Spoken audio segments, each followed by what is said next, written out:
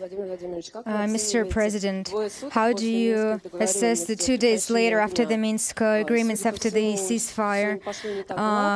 Things didn't happen as smooth as it should have been, especially considering what's happening in Debaltsevo. There is no ceasefire there at all. Thank you. In general, first of all, we value the agreement achieved in Minsk very highly. Maybe not everybody has noticed, but what's very important is that Ukraine, the government in Kiev, has essentially agreed to carry out a comprehensive constitutional reform in the country so as to meet the request for a certain degree of autonomy, whatever you call it, devolution, decentralization, for certain regions of Ukraine. That is a very important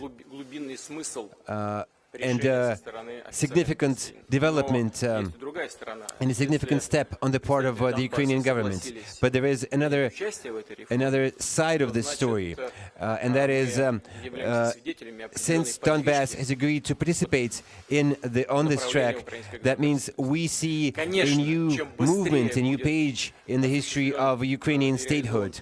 Of course, the sooner they manage to achieve a ceasefire and the withdrawal of arms, the sooner there will be conditions and the necessary environment provided to have some real political solution in Ukraine. But as regards the military activities in Ukraine, we generally see a significant decrease in violence in the region.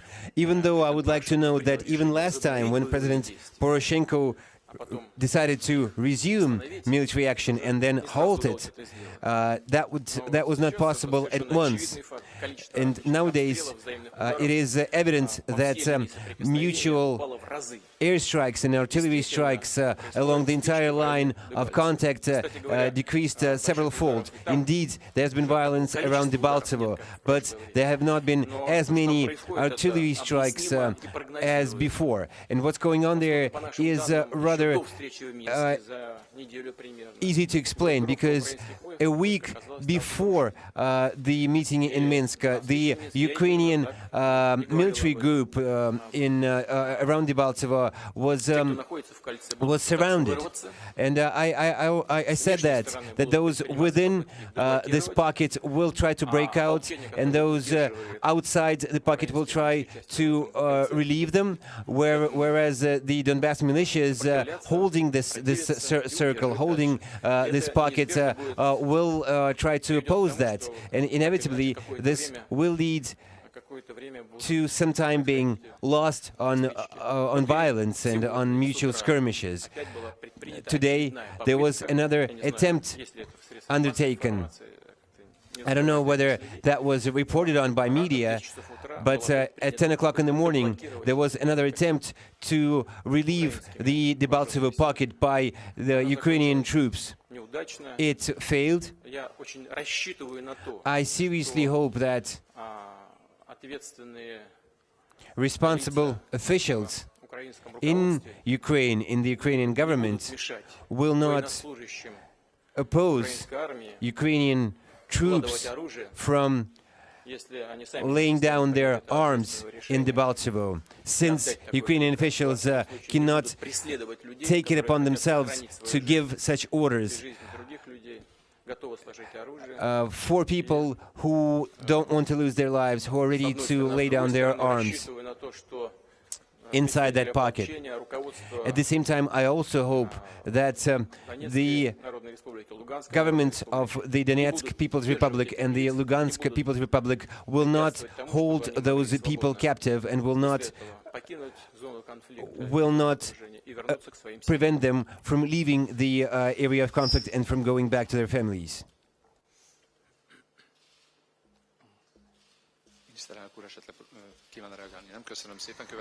Mr. Prime Minister, would you like to reply? If not, then the floor is given to another question. Zoltan Shimon. Bloomberg. from your words, Mr. President, I understood that when the ceasefire agreement was signed in Minsk, and when you negotiated on that, you knew that this ceasefire would not take place at the time when it was scheduled. So, as you said, it was forecast, it was predicted that more clashes would happen, more violence would happen. Do you think that this violence will be over soon? And if you're optimistic about the ceasefire, the long-term fire, or are you rather pessimistic about it? Because if the hostilities continue, then the United States warned that they would supply their arms to Ukraine. How would you respond to that? How would Russia respond to that? And Mr. Prime Minister of Hungary, I would like to ask you, are there any other details in the gas supply agreement that you would like to share with us? As regards the possible supplies of arms to Ukraine, as far as we know, arms have already been provided to Ukraine, so there is nothing special about that. Secondly, I'm deeply convinced that no matter what kind of weapons you provide to Ukraine, it is always bad to supply arms to an armed conflict, but no matter how many weapons you supply to Ukraine, the number of casualties may increase, but you will arrive at the same result at the end of the day as we have today. That is inevitable, because the absolute majority of Ukrainian troops, the way I see it, have no intention to participate in this bloodshed between two brotherly peoples, especially far away from home. Whereas Donbass militias are strongly motivated to defend their families, because everything that's going on there comes from a simple fact that the Ukrainian government, and I would like to remind you, have decided for the third time to resume military action and use the army. It was initially done by Mr. Turchinov, then acting president of Ukraine, who issued his decree on this anti-terrorist operation. Then President Poroshenko decided to resume military activity in the area, and now for the third time we see this happening. This will have no end unless the people, the decision makers in Kiev, arrive at the conclusion that there is no military solution, that there is only the path of negotiation and of providing the legitimate interests of the population. And this document that was signed in Minsk gives an opportunity for that. And I would like to note the role of the French president and the German chancellor in seeking compromise in Minsk. I believe such compromise has been found, and it can be confirmed by a UN Security Council resolution. As you know, Russia has brought this initiative to the floor. If that should happen, the Minsk agreement will become an international legal act. If not, still, this will remain a helpful document to be implemented in full. I am rather optimistic than pessimistic. I would like to emphasize once again that along the entire line of contact, in the contact zone, it is now relatively quiet. We need to finalize the situation with this surrounded Ukrainian battle group, and we need to make sure there will be no more civilian casualties.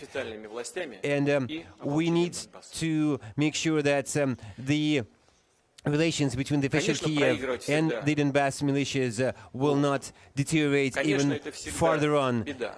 Of course, it is always painful to lose, especially when you're losing not to regular military, but to people who just yesterday used to be miners or truck drivers.